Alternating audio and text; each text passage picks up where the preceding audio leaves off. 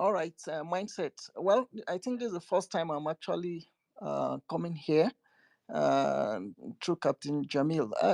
The first thing I want to say is this: maybe it needs to reframe the this thing as a state capture towards a one-party state to a state capture towards re-election of President Tinubu, because I do not even think that this current president is interested in a one uh, party state. Unfortunately, there are governors that will not decamp, even within the PDP and other political parties, that are also negotiating the possibility of supporting the president so that he can also give them soft landing so that they win their own election. So it's about regime protection, both for the president and the governors and even the National Assembly members.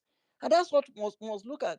In 2003 re-election, Tinubu came out openly, voted for President Obasanjo, and even showed people against even the electoral law. The same thing is happening now, that we have people who announce themselves as belonging to the opposition parties, and yet they are working against their parties openly. I've written an article about political, polyandry. That people just like people get married to so many women, like open marriage. You know that I'm married to this man, but I can go out there and do any other thing. That's what's happening in our political system. And why is it difficult for opposition leaders, so called, to come out and drive the process of this of protest or re-engineering? Because the truth of the matter is that they are all same thing. The Tinubu we are talking against, that if another person comes, I mean, if you are talking about Atiku, you are talking about Peter Obi, they are all part of the system. So it's more or less a kind of elite circulation rather than just change of government. Until you have people, that's why I gave example of what happened in Senegal. People came out and they were ready to die because they knew that they were taking, the challenge by themselves. Not that they are necessarily fighting for another political elite who will come and should pretend over the country and behave almost the same thing as the leader that they have changed. So that's where I'm looking at it. That first of all, it's not necessarily about changing, the country from a multi-party system to a single party, a one-party system. That's not what this present government wants, and that's not what even the people in opposition also are looking at. There are people within PDP, even NNPP governors who are negotiating already of the possibility of support, and that's what's happening in Anambra too. And it's not the first time. Peter Obi did it with Jonathan. The former governor, the immediate past governor, did it also with Buhari. And so it's about negotiations and all. So I don't think we will eventually end the one-party system. It's going to be a situation where they will be playing game. Then finally, to respond, to what AA has said in respect of why the opposition is not able to fight against civilian dictatorship like they did against the military dictatorship. Two things you must note. There's a difference between opposition political party and a citizenship that is an opposition to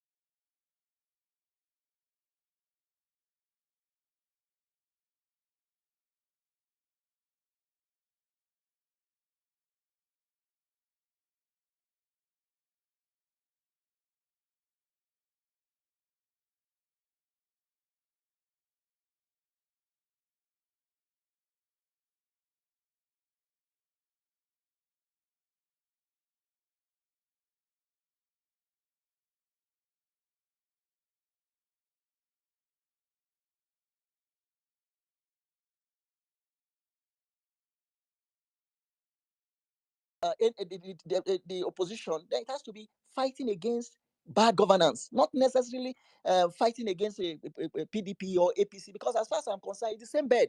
All of them, all these political parties are one and same thing. So that's my contribution in that regard. All right. Am I still audible? Very loud and clear. Hello? Very loud and Can anyone clear, hear sir. me? Yes, I can hear you. You're very loud and clear. Hmm. Mindset. Am I still audible? Can you guys hear me?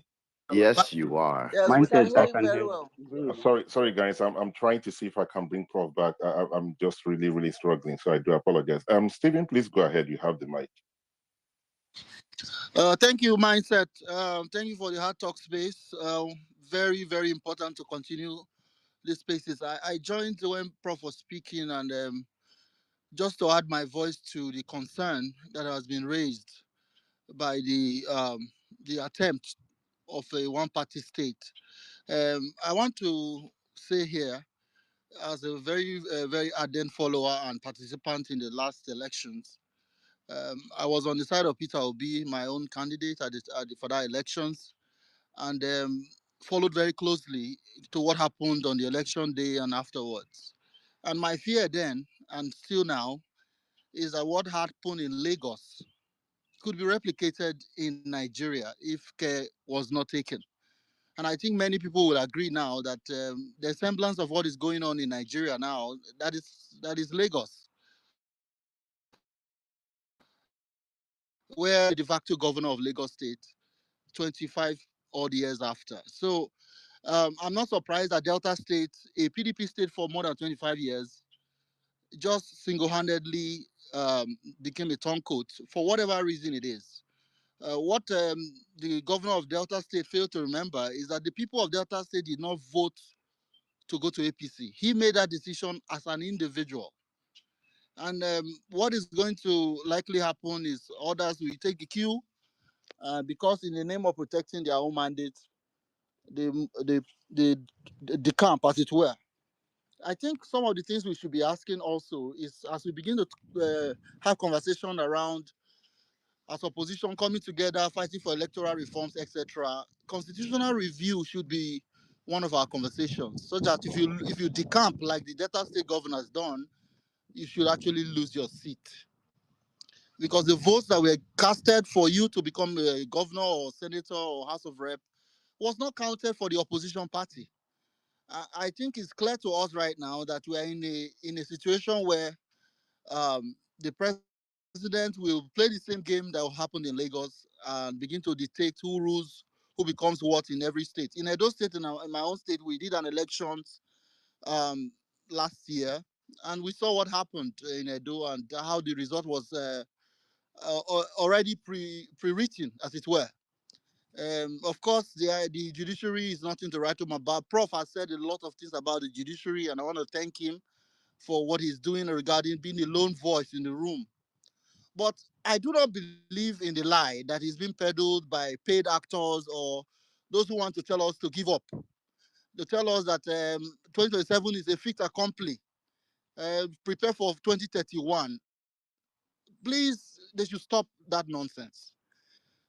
Remember that PDP once believed that they will rule the country for 60 years. APC will, their tenure will end. If Nigerians can come together as a force, I believe we can. And I believe we will. We are on this space now because it matters, right? 2027 is far away, but we are here because Nigerians know that this current administration have nothing to campaign with besides the idea of being able to rig elections. But you cannot rig elections without the willingness, the cooperation, or the docility of the people. So, Nigerians, I want to appeal to you all, myself included. We must begin to prepare to resist the attempt of rigging elections. I think that's the basis of democracy. Every one of us on this space know the definition of democracy of government of the people, by the people, and for the people. We don't have that in Nigeria, but we can't just acquiesce and continue to kick the can down the road, hope that somebody somewhere will come and help us get good elections. America today will has a lot of things on their plate. They are doing trade wars. They are trying to resolve Russia, Ukraine. They are not going to come and help our democracy. The UK is not going to do that. Ghana is not going to do that. Nigerians will have to fight for the democracy we want. It is incumbent on us. This idea that someone like the Minister of FCT continues to dance on the rigging he did in Rivers State to bring the president into power, and now he's the FCT minister. Continue to go on TV doing his press briefings, gaslighting Nigerians, turning the truth on his head. And we are supposedly 200 million plus people. And for the fact that we continue to allow it, it's also our fault. There's a wise man once said, I've forgotten who made that quote, that in a democracy, the people get the government they deserve. As bad as the APC is doing right now, Nigerians do deserve it. Not because we voted for it, but because we allow it. Most of us are fathers here. We have our own homes. Some of us own businesses. It is what you want that you allow in your own home or in your own business. It is the same with the country. We as Nigerians, whilst we expect leaders like Atiku Abubakar, Peter Obi, and others as oppositions to lead the charge, I think we also have to do our bit to begin to conscientize and sensitize ourselves that the duty of resisting rigging of elections is your first duty as a Nigerian. The idea that somebody would just go to INEC office, one professor from a failed university, and announce a result that is not reality, and he goes back to his school, nothing happens. I'm not calling for anything, but there should be consequences. That's what I mean. If we are serious, America as a country is 49 years, it's going to be 250 years next year. Lost many of their presidents. I hope we don't do that in Nigeria. I hope we can have people that are sensible to read the room and understand that democracy is about the people. And the power of the people is greater than the people in power. The idea that you use military, police, and all sorts, INEC, to subvert the will of the people, and it is allowed to thrive, it is because of the people's, how do I call it? Whether it's fear, lack of will, or understanding, it is our job. And I thank people like MindSet and Umar Sani and others that are continuously speaking about these issues. Every one of us must go back to our own area. All politics is local. Let your people know that why you are struggling today, why bread is over 1,000 naira, you cannot afford Gary, is because of your elections that have been rigged. The idea that people rig elections and there is no consequence is shocking to me. After watching 2023, I thought there would be consequences. But I'm surprised there seems to be no consequence. Everybody knows what happened in River State, but everybody is quiet. Today, there's a military man running River State. And you see some women come out and all that. The idea that this thing continuously happens and no pushback is shocking. No country will allow this except Nigeria. No country allows such brutal subversion of their will without pushback. These people are human beings. The people you're calling governor, president, senate, they are all humans. They go to toilet, they wear clothes, they get sick. They are humans. So Nigerians must begin to take the bull by the horn. Understand that 2027 is not, you can't come and gaslight us with whatever you want to do. When you're coming to run an election, you will do it right. Because there should be instant karma. The idea that God will punish them, thunder will do. No, Nigerians must understand that your vote has to count. Otherwise, we continue to go down the slippery slope of a dictatorship in civilian clothing. So I want to thank you all. I just wanted to add that voice to say our job as Nigerians is to make sure our elections are, are valid. And if anybody subverts your will, there should be instant consequence. There's nothing like go to court, gaslight you here and there, play you like a boy. You know the game.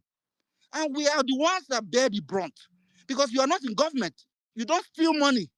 You are left to the whims and caprice of these individuals, these demigods, who are not superhuman. They are not omnipresent, omniscient. The current president cannot go to every polling unit and rig for himself. People do it. And people allow it. Can we stop allowing it? Thank you, Mindset. Thank you very much, Stephen, for your wonderful contribution. At least I knew what you did during the election. I like to appreciate people, and I must commend you and every other person who did what they did, hosting spaces. And a lot of people thought, guys, please, I'm not digressing. I wanted to make this point.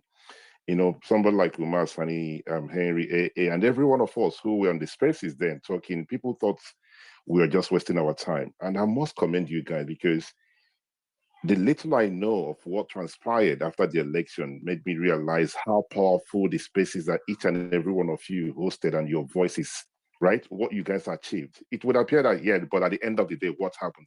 Something happened.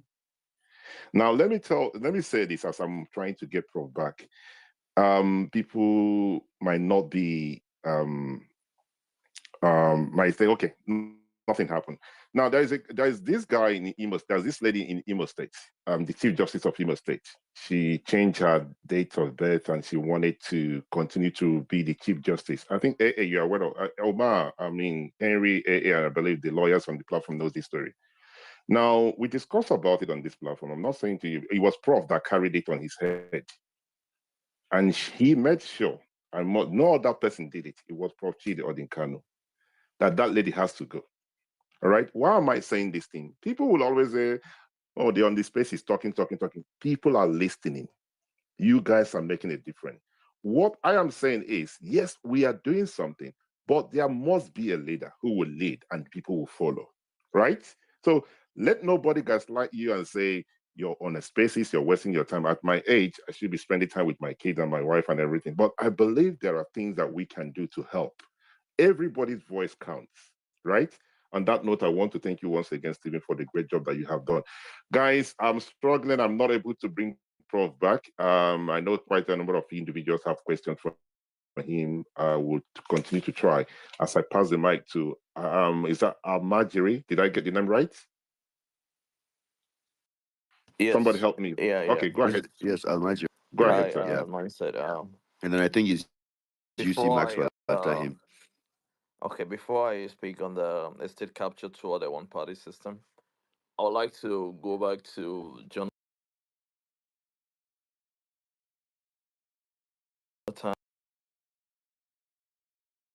kind of pass some electoral laws, even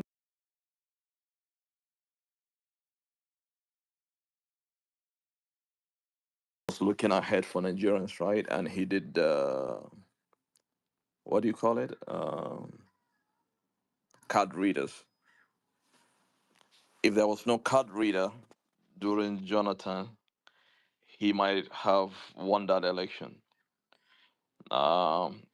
Then coming back to the topic, I don't think Nigeria is gonna be a one party state.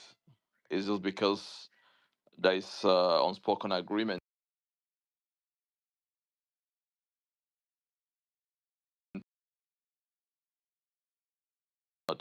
the North will do 8 years too.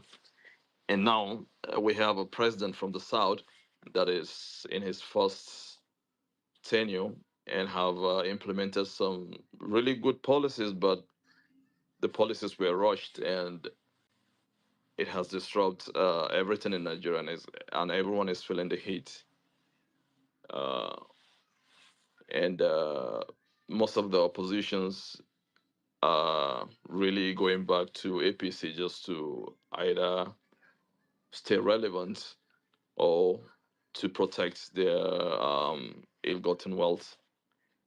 Uh, I would have one would have thought that President Buhari, one of his ardent supporters, would have consolidated and improved on what Jonathan did on the electoral reforms by bringing in the card readers. One of the things that I actually wish and hoped that Buhari did was to pass an effective electoral law where uh, the citizens have the final say. Whatever you do, if the citizen doesn't have a final say in who they elect as their leader, you don't have a country. We're here talking about one party state because we all know that we don't have electoral laws that will make our voice count. If we do have, I don't think the current president will implement these policies at a go. I mean, we all know they are nice policies. He will think of the consequences, but the electoral laws give him some loopholes, and everyone that has an iota of politics in him knew that the next election is not going to be free and fair, and he's going to win the election. Except if you're just deceiving yourself and to think that a magic is going to happen. We all know that the South will produce a president. There is no candidate from the South that is actual, except from maybe Peter Obi, but there is no candidate from the South that is really, really, you know, will give him a run for his money. So all I'm saying is that without a good electoral reforms, we are gonna be going in cycles, blaming corrupt politicians, blaming ourselves. But the real trick, the real magic that will change everything is if we have a leader like Jonathan, or someone that will come in the future that will change these electoral laws and give the power to the people. You can't make any meaningful changes without having that power, because you may have a good president now, then the next 4 years you have someone who wants to stay in power even though his policies are not popular. How are you gonna do? Are you gonna start killing yourselves? No. So look at what happened during Jonathan era, right? We blame him for almost everything, the security and everything, because he has maybe advisors that are not really telling him the truth. But he meant well by implementing that card reader, and then people, both the southern and northern citizens, decided, hey, uh, you did all you could, but we think we feel Buhari when he comes in, he's gonna tackle this. When Buhari came in, he did all he could to, but he was disappointing in some of the issues that I'm raising here, like the electoral reforms. You can't have a country. You can't have a country where the people don't decide who leads them. But coming back to the topic, I don't think we're gonna have one political party in Nigeria. It's just that because we know a southerner has to be the president. If Peter Obi or someone from the south can raise up and actually challenge, give Tinubu a run for his money, maybe uh, the other part of the countries might support him. But right now, we don't have any. It's people from the north are saying it's gonna move to the north. We all know that it's not gonna move to the north, because for us to have a balanced country, you need to actually rotate this presidency. You need to have a federal character. All politicians know this. We may argue and argue and argue, but that is the truth. We know that the next president, has to come from the south, and that there is no strong candidate to challenge the current president right now. That's why some people have been emotional about it and saying that we have a one political party in Nigeria, or we're gonna have a one political state captured to the one party state. No, we need to have someone that Nigerian can trust. Of course, Peter Obi is capable, but it's unfortunate the last election was made to look religious and ethnic, and he lost a great number of admirers from other part of the countries. But I think he might be a good president if he gets there. But how is he gonna get there with all what we know happening right now? There is no good electoral laws. Even if he wins, there's gonna be a loophole. Or even if he runs with, let's say he runs with Atiku, or maybe he runs with Erify or any other person, and he won the election. But there are no laws to safeguard that results that he's gonna get. So I think we just have to wait it out, or maybe I don't know how we're gonna do without good electoral laws. We're not going to have whatever we want in Nigeria. And that's the little I think I can contribute to this discussion. Okay, thank you very much for thank you very much, sir. Can you kindly mute your mic, please, for your wonderful submission.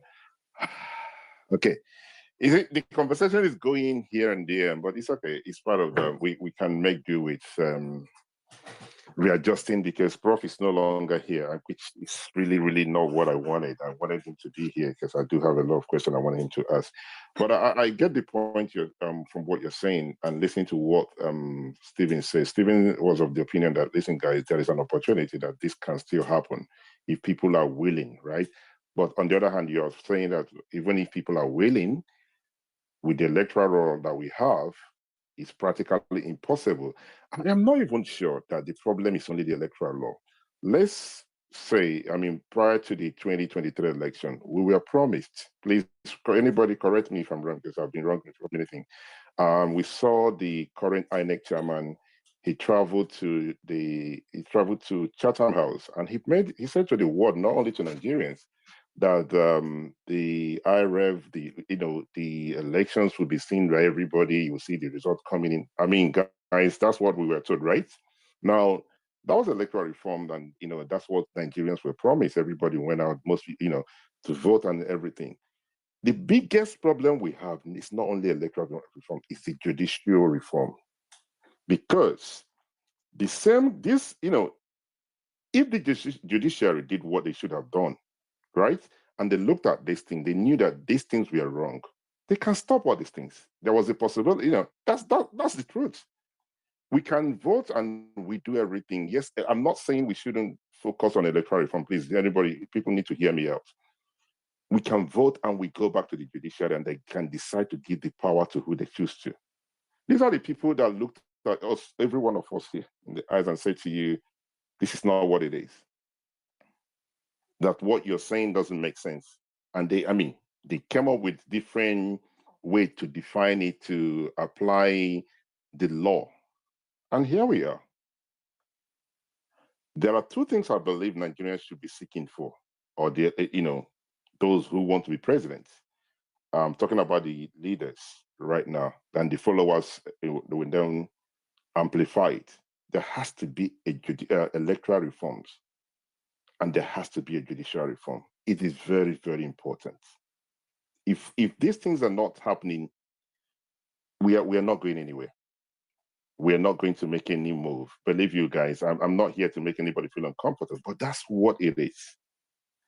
There has to be electoral reform. There has to be a judicial reform. When somebody goes to court and the judge will look at the case and tell you this is what it is. The judge, the same are people that read out the judgment. They've seen this thing before. The court, everything was there.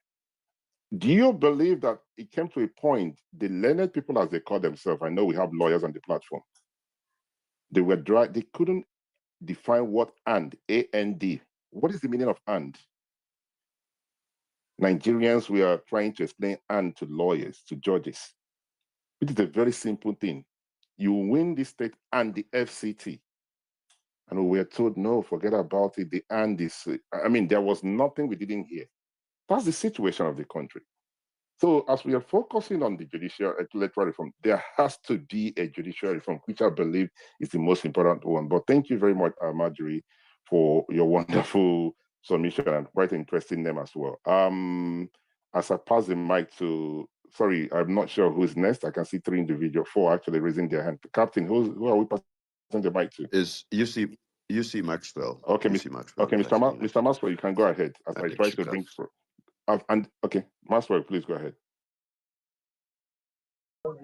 All right. Thank you very much, Mindset. Good evening to you from my time zone. Good evening, Captain, and then to every other person on the platform, Mr. Alaju Masani. Good evening to you. So it's a pleasure to be here once again to speak on, the topic on the issue of state capture. It has been a problem prior to now. We saw all of this going on because we had already seen a template which was used in Lagos State and how Lagos State was captured by Bola Tinubu. And that template has equally been replicated on a larger scale in Nigeria.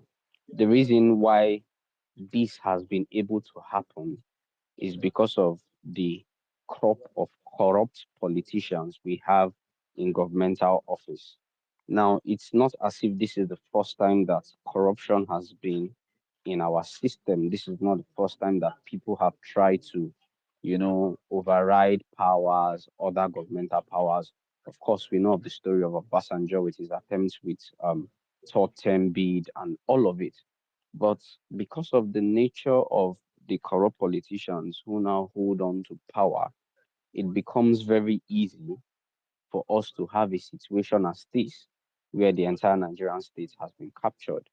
Because when you have too many corrupt cases and there's a man who is in charge of the executive and can use these institutions as he pleases, he will tend to do so. So in most instances, it's not even the money that he has that is doing this for him. All the persons we've seen potting from their various political were things that were raised up, that were stirred before the media, they were thrown into the face of the general public. And before you know, over the night, these guys move. A ton of them, um, Ojus Okalu, um, the recent Okowa, just keep naming them.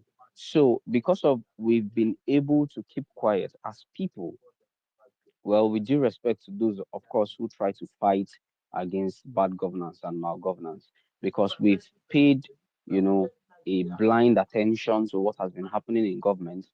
Too many corrupt politicians have taken over the the political space. It becomes very easy for them to be bought over. We have numerous politicians that have several criminal cases, even abroad, not only in Nigeria. So why won't we have an entire state capture? On the other side of the political party structure. So there is absolutely no ideology. We've continued to shout this over and over again. When people do not have ideologies, anything that satisfies their stomach become an ideology to them. So what we see is that a lot of these guys who parade themselves as political party players do not even know what is contained in their political party policy documents. The first question is even, do the political parties have a policy document? Do they have an ideological document, a framework that should guide party players, that should guide them when they go into office or when they are out of office playing as opposition political parties? But we don't have that anymore. You just come into a political party and they give you the reins of power almost immediately. It is the same thing we are seeing.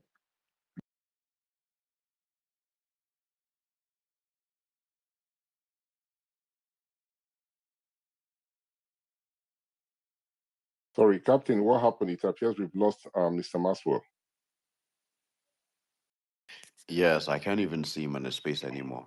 All right, guys. He's not here. But if he comes back, I'll definitely bring him in the room and then Okay, we should be. we can carry Yeah, on. we should be rounding up very soon. So, anyone that's speaking, please let's make it very brief. Omar, you raised your hand. What is it regarding? Let me see. Continue to see if I can bring Mr. Maswell back. Omar, your hands is up.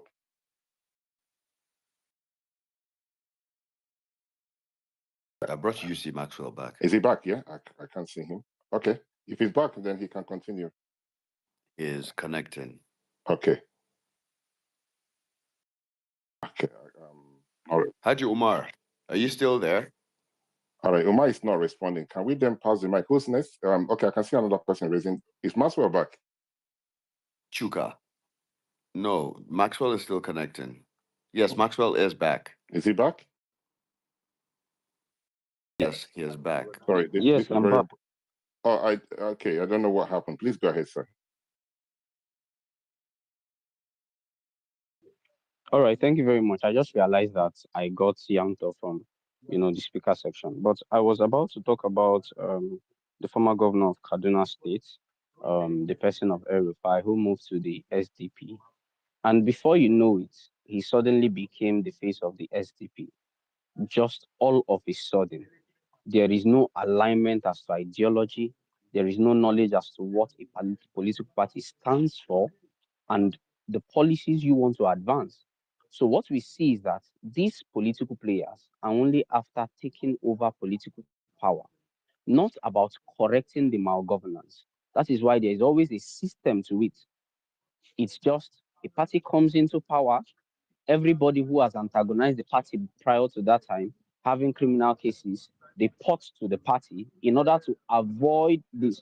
And let me tell you, it's going to continue like this as for what we see where people leave their political party to join another political party. Because when you look at it really, there has not really been any successful conviction apart from maybe cases of James Ibori and maybe Alamisia. For several reasons, we have not really seen convictions of political criminals. So they get easily bought. We don't even have institutions in Nigeria. So institutions that are supposed to be independent now go along with personal ideologies. We have the institution of the legislative arm, the institution of the judiciary. They no longer do what is constitutionally provided for them to do. So we cannot continue to pretend like these problems do not exist. They do exist. They actually exist. But the thing is, what are the solutions? And we come out, we try to remind everybody that there is a problem in order for us to brainstorm on solutions. Because you cannot be defending a person in your political party who we know has problems, has criminal cases, and then you come out on the next day, you try to talk about the problems of Nigeria. It doesn't work that way. You don't try to be an activist when it suits you.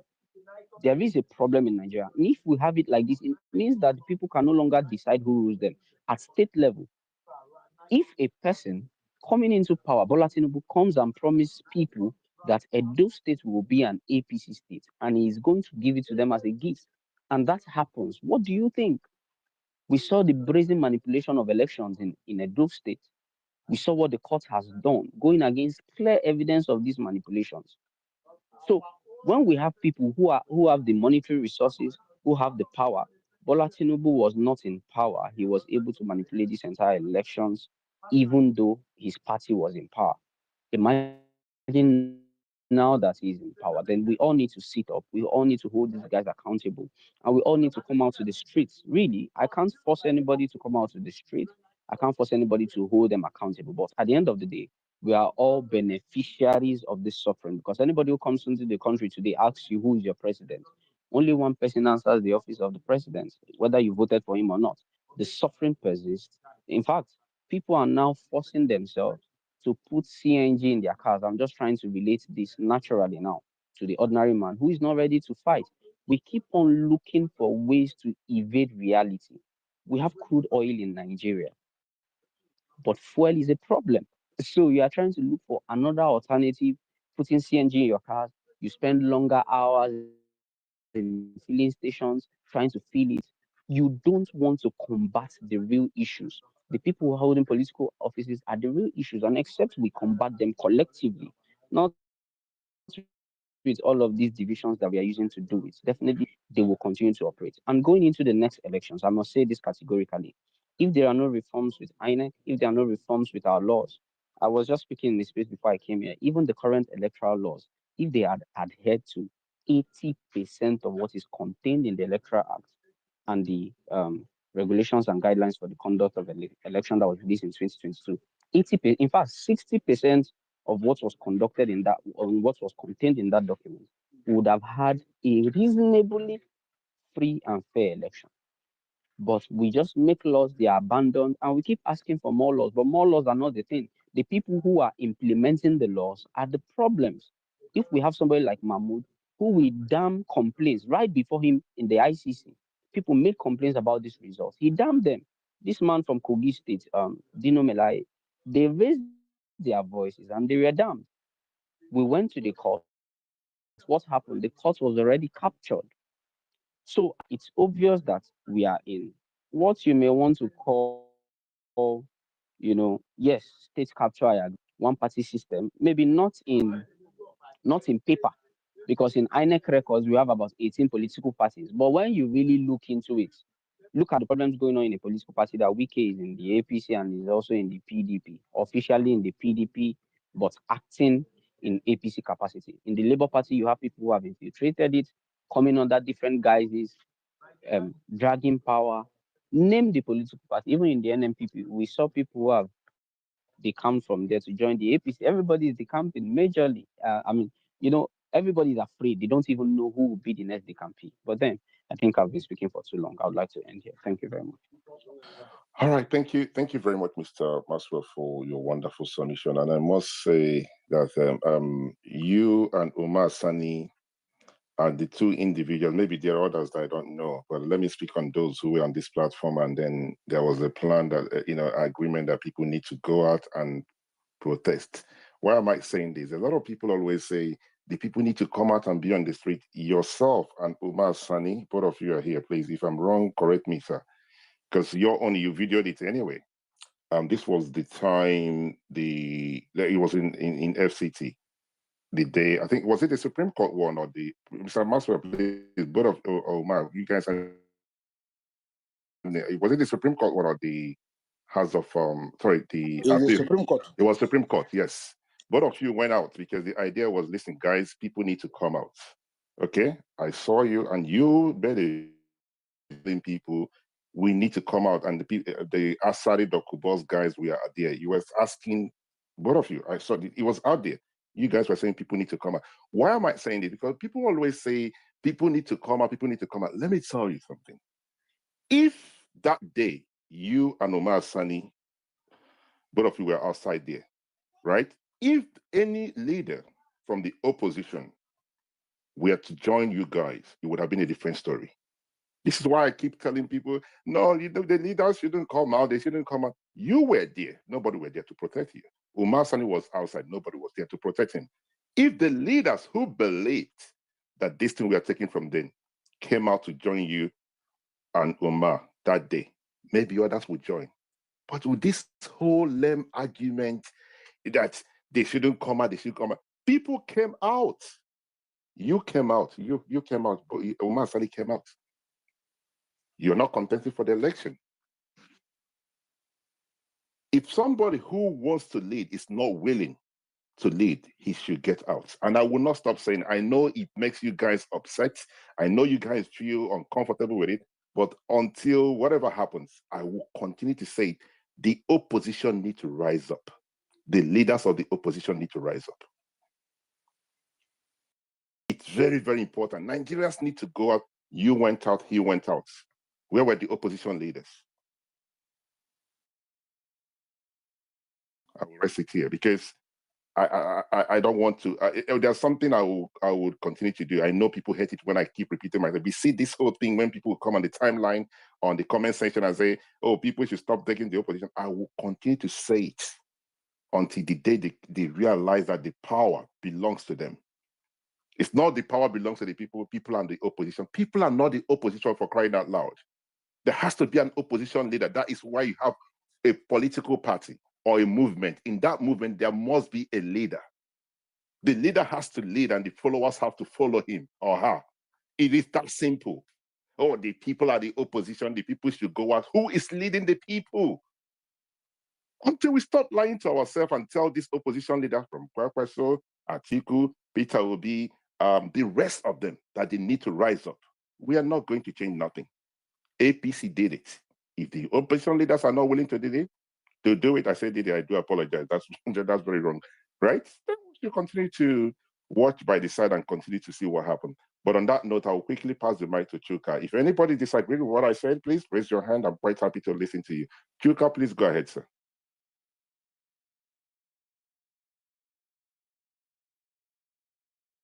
Okay, good evening. Good evening, sir. Good evening, Good everyone. evening, sir. Good evening. Yeah, the topic is a state capture towards a one-party state.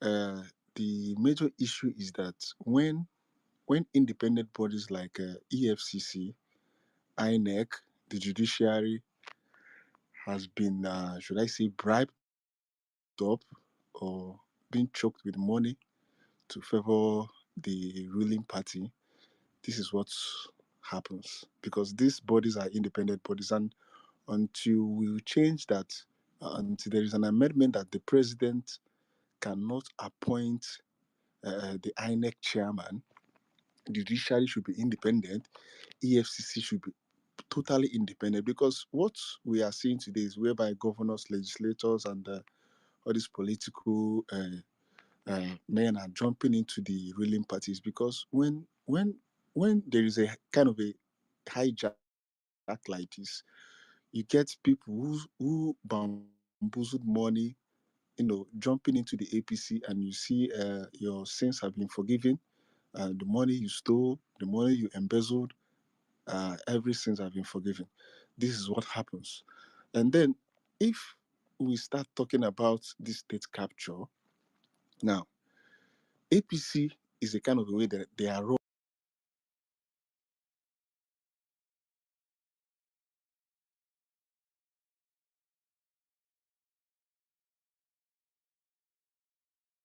All right, sorry guys, it appears we've lost the speaker. Somebody on the comment section said the space is somehow unstable. Is anybody having a problem with the spaces? I'm not sure what is the problem. Are you guys having some network connections or anything? Okay. Stephen, you raised your hand. No, Umar, the you raised space your is hand. good from here. Yeah, Okay. as mine said, I can hear you very well, but I think those in the listener section may be glitchy a little bit. I just wanted to add to what I had said earlier and to respond to you, particularly on your very, very valid point that the leaders, those who would want to lead the nation, should put the skin in the game, because indeed the people would need leadership, particularly when it comes to things like protests. But what we are facing, mindset, is beyond protest. It's really beyond protest. What I mean by protest is it's not just for people to gather and go to the streets. It has to be towards the goal. For example, if a political leader that would be presidential candidate in the future call for a march towards the National Assembly and say we'll stay there until there's a new law that is passed to make sure things like IREF become sacrosanct, and our laws are implemented, or march to the Supreme Court to ask for judicial reforms, etc. Those things can make sense. But let me go back to what I wanted to add. Beyond just the political leaders' mindset, there is a problem that is clear to us, that is clear to me, which I would like to posit here. It is the consensus of the elite in Nigeria. The 90% of Nigerians, there's a statistic that says they don't have 500,000. That was before. Now that devaluation has happened, maybe it's not true. They didn't have 500,000 in their account. That means only 10% of Nigerians did and more. So that 10% of Nigerians that are at the top, they are not politicians. They are religious leaders, they are business leaders, the owners of banks, particularly owners of banks. Because for those that don't know, banks play more role than you know. Banks are the reason why Nigeria is where it is. They play both sides. How do we get the consensus of the elite who can actually make things happen? Because the poor man on the street that is not sure of his food, or that can be locked away in the prison with nobody will hear from him, like this guy Kadiri was locked away, or Quadri was locked away until somebody made mention of it. The young man that stood in front of Peter Ob's convoy. Millions of Nigerians are like that boy. But myself here now, or some of us on this space, we cannot be locked up like that and nobody will hear about it. We are among the few people that care. Millions of Nigerians that are well to do. You see them in club, popping champagne, release all these music artists or whatever they call themselves. They don't connect to the fact that the politics of Nigeria affects them as well. So mindset, maybe we should be looking for ways to wake them up, because where Nigeria is going is not just politics. It's not PDP or APC or Labour or whoever. Whether, as long as you're a Nigerian, by the devaluation of the naira, you became poorer. It didn't matter whether you voted for the president or not. Subsidy removal increased fuel for everybody. So Nigerians, when we say it is Nigerian versus the political class in 2027, I think that is saying to those elite, those who live in Ireland, in Lagos, who think the politics does not concern them, those people who have all these trailer loads of food from the north, those people who don't care about politics, they are just doing business with any government in power. There must be a point where they will realize that if Nigeria does not work, it will affect them. Mhm. Because there's something going on now, mindset, as I conclude. There's this guy Traore that is raining up and down online, the Burkina Faso guy, I think. What does that mean when somebody like that is reigning so much globally? it means that there is a call to military takeover. And if we continue to allow one party state rigging of election, Wike dancing on the blood of youth coppers, rigging election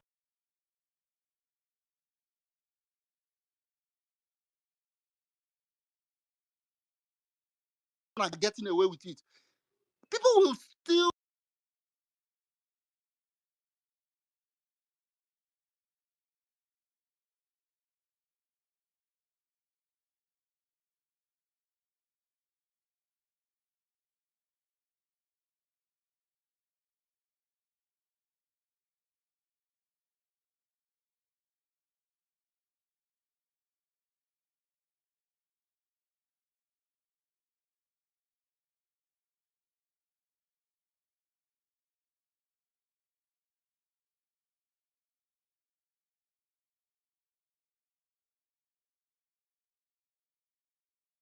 In the case of Tinubu, he went to Hope 93 of Abiola and put out the manifesto of Abiola, then tweak some things and then put some language, and he calls it renewed hope. In actual fact, it is renewed hopelessness. Why? And they continue to feel they have not learned their lessons. This has nothing to do with protest. The reason I make mention of Mr. Maxwell and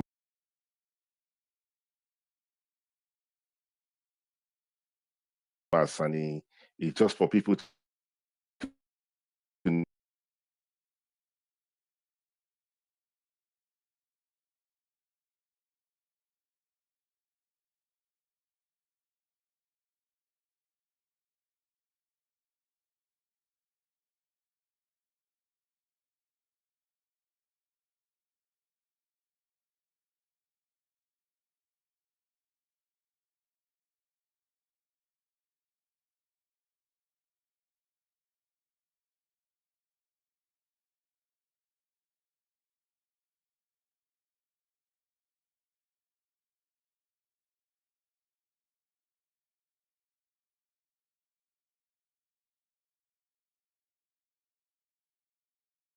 the Edo State 2025 appropriation bill of 6 billion.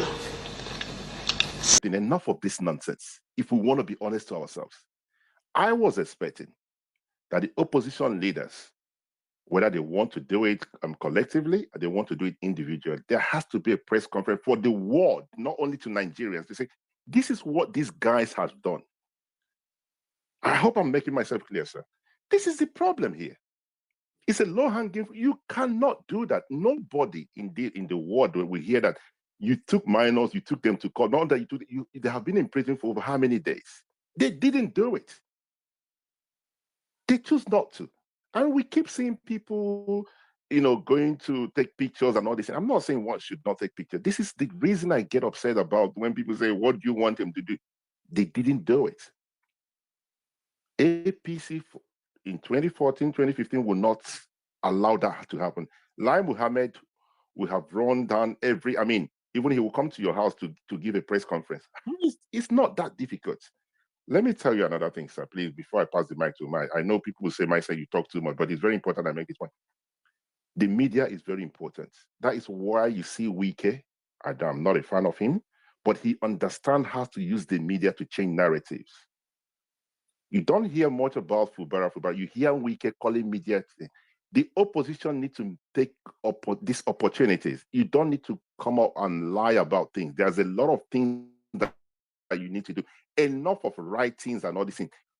I'm not asking you to go out and be protesting and everything. When you do your press conference, make sure that the world is listening. If you don't believe that it works, please, somebody should go and follow what Senator Natasha did. That tells you the power of media. The opposition are not ready.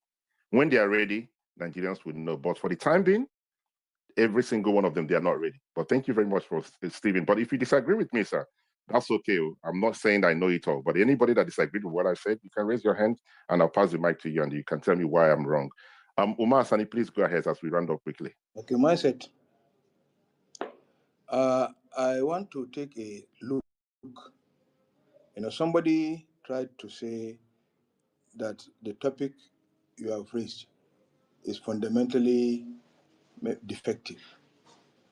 But I want to tell the person that the topic, as as stated, has rightly captured the discussions we are undertaking at the moment.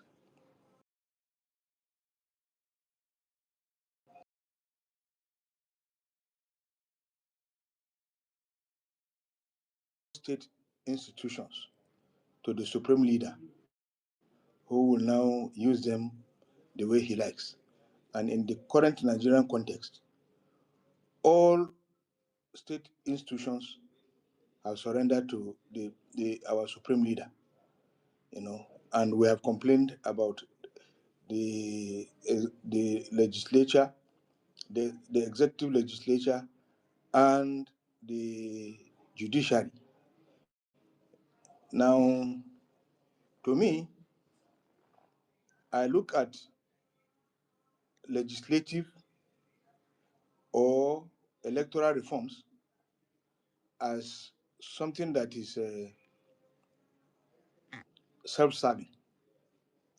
Most times, it is the politicians who are likely to contest in an election that make the rules. They make the Electoral Act. It is the National Assembly that draws up the Electoral Act. And anything that will hinder them or anything that will stop them from winning an election will not be tolerated. At the 8th Assembly, Bukola Saraki drafted a new Electoral Act for Buhari to sign. And they advised him not to sign. That if you sign, they will use this one to remove you. And he didn't sign it. So we had to use the previous Electoral Act. And that was what actually happened. Now, so constitutional or judicial reforms, I don't know how the judicial reforms will look like, but unless if they will say that the Supreme Court has no final authority to deliver judgment, their judgment is not final. Otherwise, if their judgment is final, and the way the Supreme Court has been so compromised, and with the power of judicial logic, they can come up with any judgment at any point in time, and it will sound very credible. The judgment, I am not a lawyer, I don't understand law to that extent, but at least I have a fair idea of law. And the judgment, as ascribed to River State, you can see that fundamentally it is flawed. It is a judgment that was done just to favor somebody. It is not a judgment that actually dissected the truth, the subject matter, and brought out the truth. No. And our judiciary will continue along that trajectory. Whether you amend the Constitution, in fact, even if you put it clearly that and means plus, they will tell you that in defining plus, you have to take cognizance of factorization, simplification, and so forth and so on. So it always boils down to the fact that the judiciary that is supposed to interpret the law for us to understand is always on the side of the government. So they have already been captured. The only time the judiciary will deliver judgment, it is when the matter does not affect the government. Then maybe you will see some form of, judgment that will make sense. Otherwise, with the way the judiciary, the way they have been completely compromised, there is no hope. Nobody wants to go to court now. Nobody. Because you are afraid that if you go to court,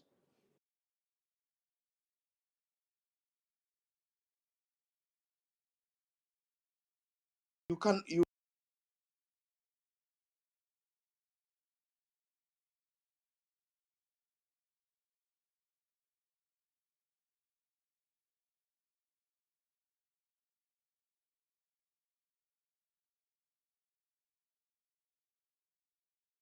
to further scrutiny by a league of eminent jurists, maybe retired or so,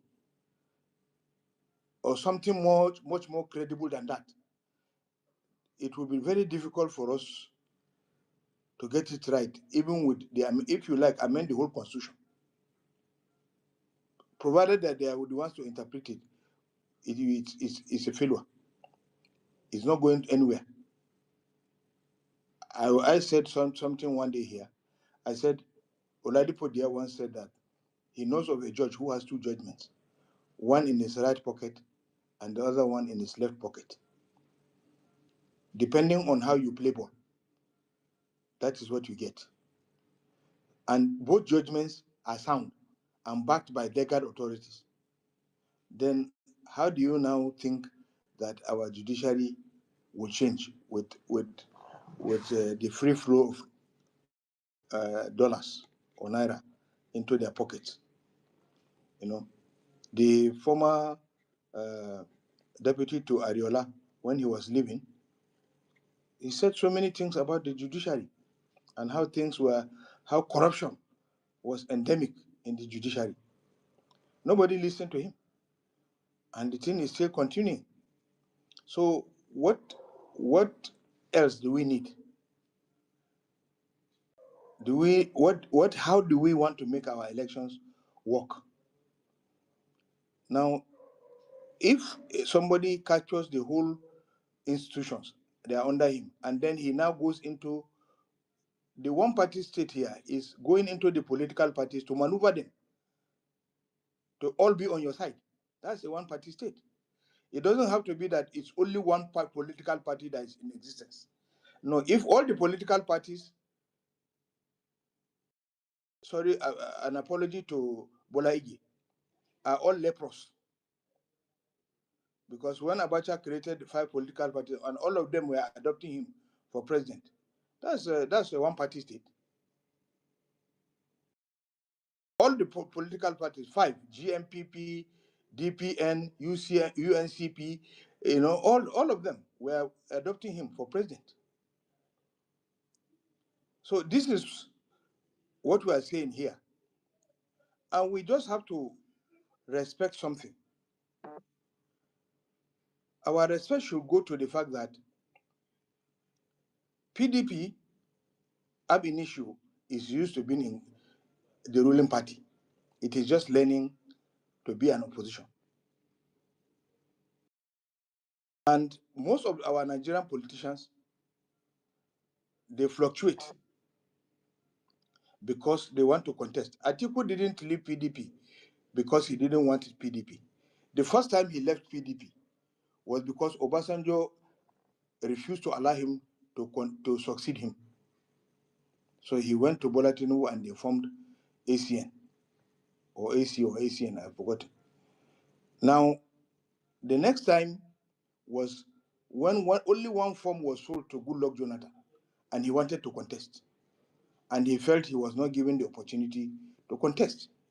And so he left the PDP and went to APC because he felt age was not on his side and he needed to have a platform to contest and become president. Otherwise, at a certain time, he may not be able to contest again.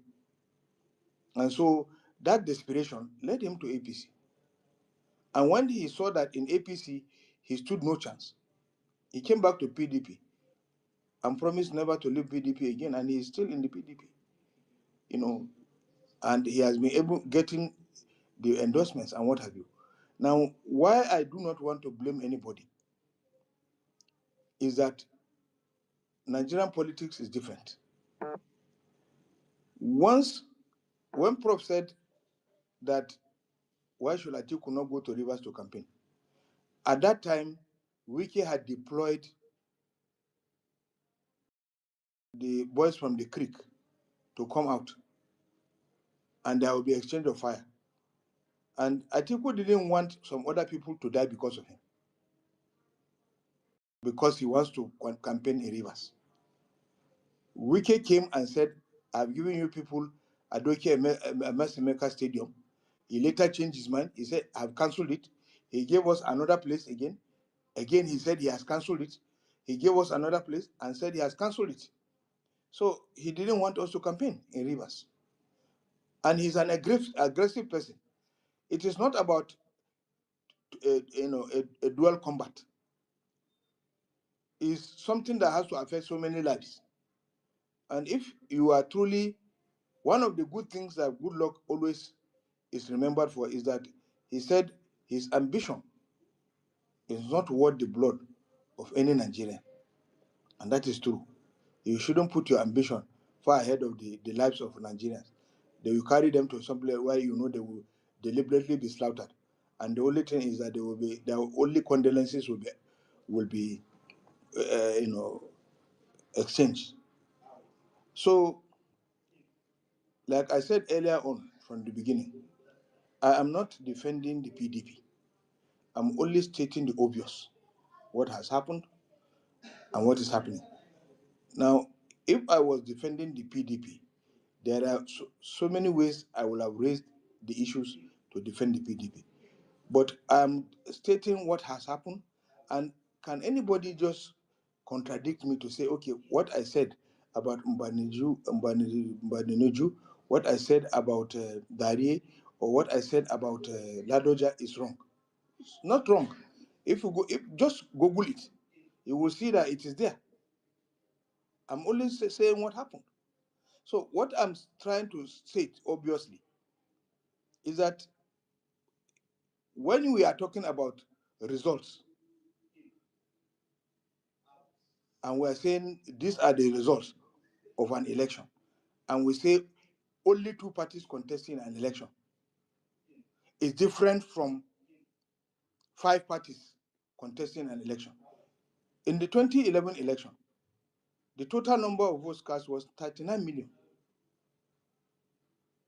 39 million. But in the other one was 20 million. Was 30 million. Only 2 people contesting an election. It means the whole voters who voted in 2019 and 1999, the whole and more voted in 20, yet they surpassed that one. So there was an increment in the outcome of the election.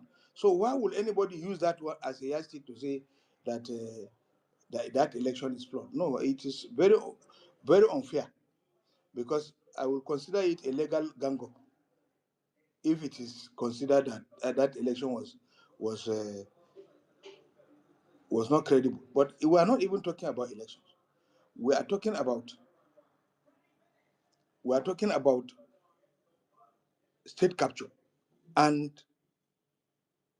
and one party state. Those elections do not have any relevance to state capture or to one party state. Obasanjo's election didn't have any relevance to state capture or to one party state, because everything that he did was against the PDP. So if he was doing it because he wants to succeed himself subsequently, that is not state capture. That is internal maneuver. So when we go to state capture, we are talking about every other, at least during Obasanjo's period, with all his plans, the National Assembly rejected him. Masari rejected him. Nnamani rejected him, which means the state capture could not have taken place when you cannot even control the legislation for them to do what you want them to do for you. So, and during Obasanjo's period, Atiku defeated him while he was his deputy in court 12 times. 12 times he defeated him. Now tell me whether that can be possible now. Can anybody defeat Tinubu in court now and win him over? No way. So this is what we are looking at as state capture. When every institution kotos bows to you, everything you want, that's what they will do. One party state is when everybody is saying you are the Lord and Savior. PDP people are saying Tinubu is the Lord and Savior. Labour Party are saying Tinubu is the Lord and Savior. This is what is called one party state. You are creating problem in these political parties. Lamidi Apapa, who had pledged allegiance to Abure, is now coming to say, no, I'm claiming I'm also the chairman of the party, because to further cause more confusion. So these are the issues, one has raised to say, okay, this is what we are talking about, not some fundamental theories that are propounded to show some diversionary opinions or views, just as to confuse and to mislead other people. What we are talking about strictly is on state capture and one party state, and they are going hand in hand now, and that is what we are talking about at the moment. Thank you. All right, thank you very much, Umar, for your submission. Can you please mute your mic for a minute, so let me address them. Okay, before I respond, Umar, I wanted to respond to some of the things that you said. I've said it before, and I will continue to say it on this platform. Whether you're a speaker or you're on the comment section, you don't come on this platform to insult the speakers. If you disagree with what the speaker has said or the speakers have said, you can request for the mic, and then you can make your submission and tell them that what they said is not factual. But you see, this whole mindset of this whole attitude of saying on the comment section to insult people, I don't tolerate it on this platform. I'm making reference to the man called the unknown. You don't use such words on this platform, right? If you disagree with them, Umar Sani, what he said, if you're not happy with it, you think he's lying, come on this platform and tell him why you think he's lying. Okay? And on that note, you know what I'm going to do. I don't care how you feel about it. I'm just going to block you and get you out of this platform. That would be a warning to every other person. This is the platform that we allow everybody to air their view. Stephen have said something. I responded to it. A have said something. Every other individual have said something. Prof says something. Umar is responding to it. And this is what people should do. Have a conversation. We disagree and we agree. You can't just stay there using foul languages on people. That is very, very useless. Right? You don't do that, especially on this platform. I don't tolerate those such. I protect my speakers. I protect those who come up here to speak. And when I do this thing, you guys, the mindset is very decent. This is how I do my things. If you're not comfortable, you know what to do. Please. Thank you. Now, Umar, thank you for your submission. But you said something which I'm going to react to as we round up quickly in the next minute. So you said that Atiku's reason was because the stadium was taken from him, and he's trying to protect the lives of the people. You see, I don't want to buy that, and I'll tell you why I don't want to buy that. We're talking about a vice presidential candidate, sorry, a vice president of Nigeria, right? I still believe, and he has his own private security, and the state still gives him security. If somebody like him cannot protect himself and protect those who came to visit him, then we have a problem, right? That's a big problem for me. That's on one hand. I know you would like to respond to this. So the argument for me, I'm not buying it, because I would think that going to River State would have shown that he is ready to protect himself and protect Nigerians if anything happened. But saying because he doesn't want, he's trying to save the life of people, it is his responsibility to protect himself and protect those who came to welcome him in River State. The second point I was trying to make is, we've just seen recently the vice presidential candidate that worked with him, Okowa, has just moved to APC, right? And the excuse everybody has given, and people continue to say, oh, he has a problem with the EFCC, they accuse him of, did Okowa stole those money? If indeed he stole those money, let EFCC go and carry his ass. You understand?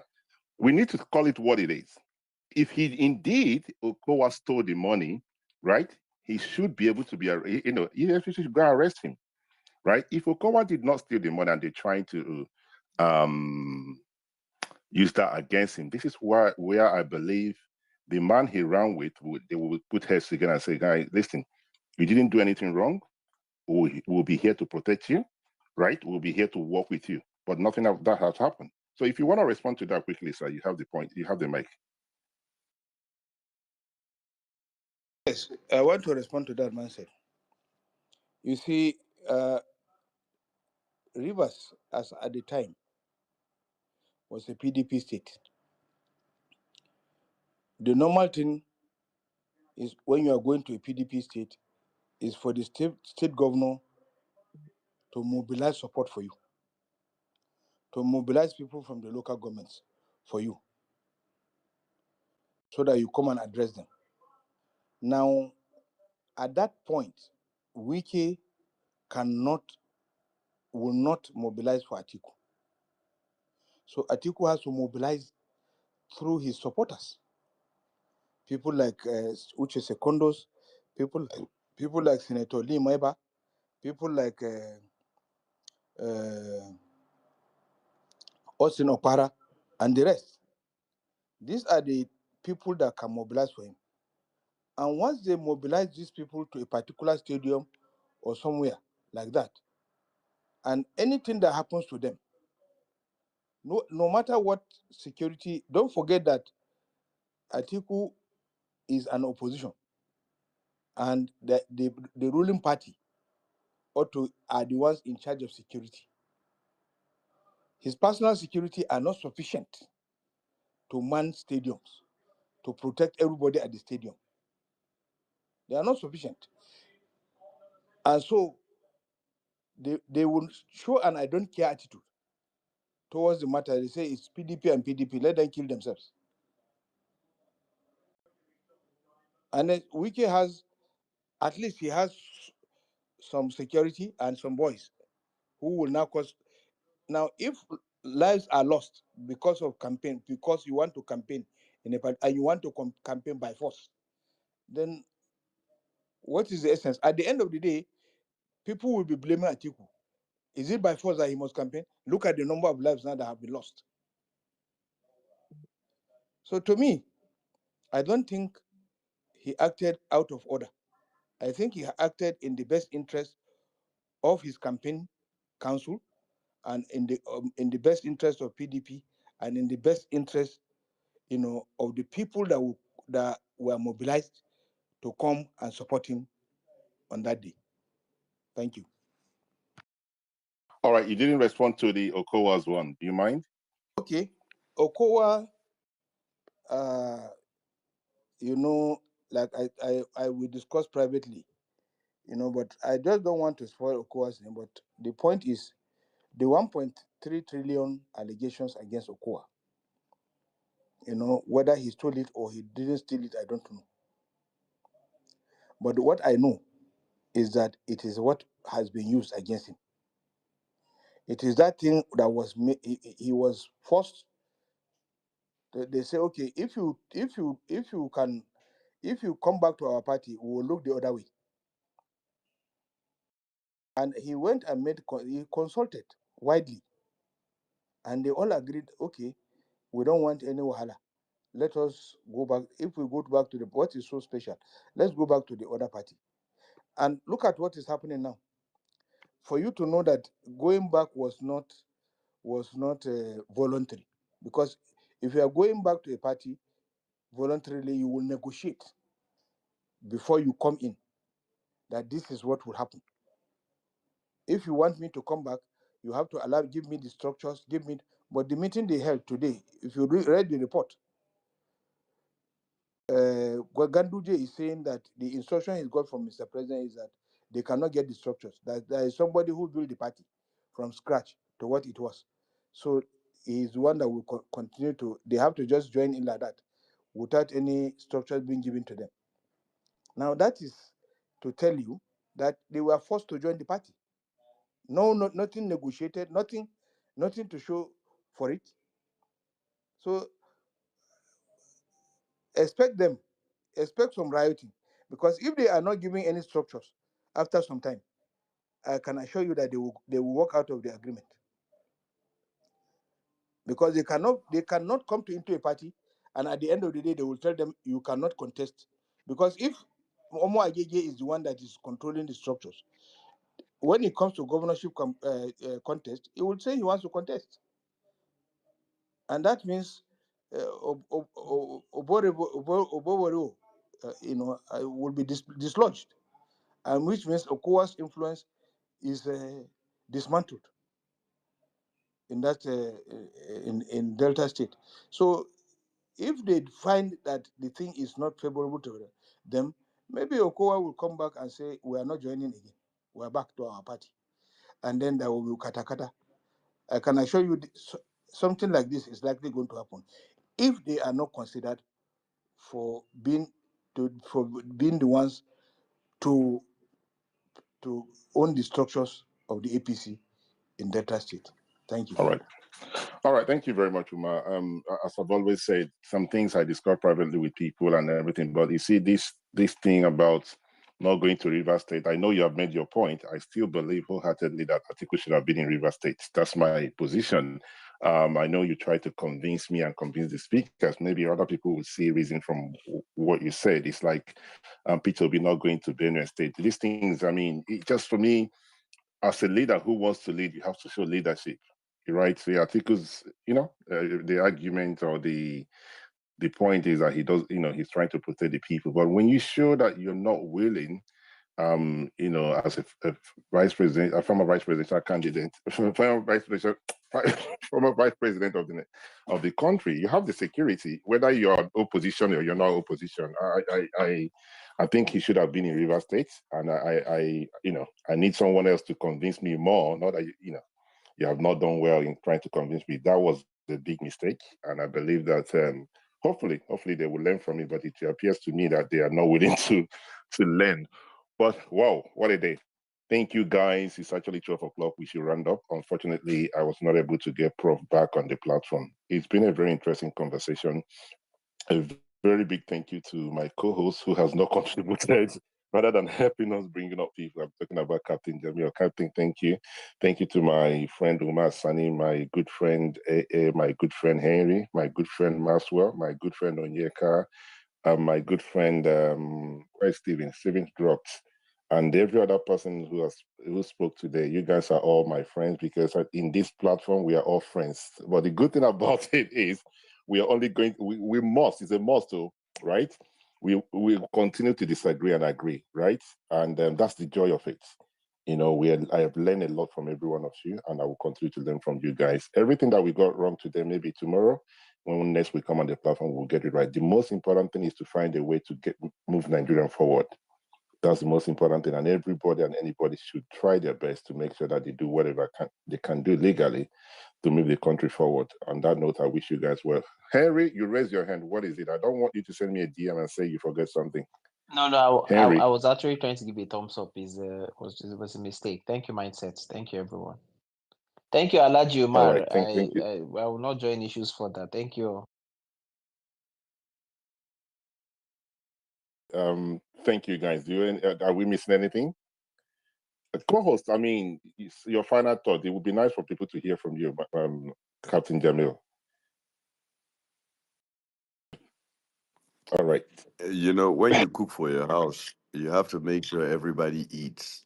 You see, if the food finishes before it gets to your turn, no problem. And I guess that's exactly what it is here. Amazing contributions, and I've learned a whole lot. And definitely, I know we'll have more conversation. So I'll definitely chip in my bit next time. So I don't want to hold my host too long. But thank you so much, Uncle Mindset.